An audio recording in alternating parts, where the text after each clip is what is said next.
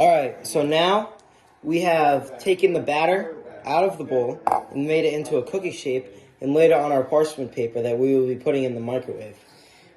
Now we're going to sprinkle on some sprinkles. Onto the top.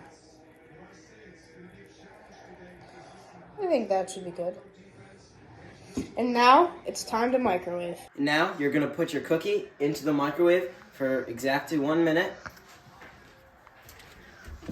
Like so.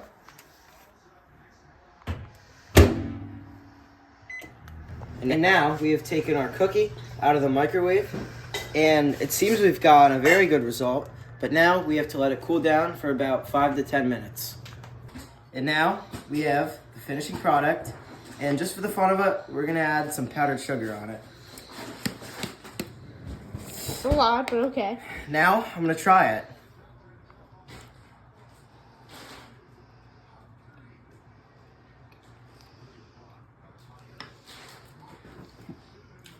It's very nice.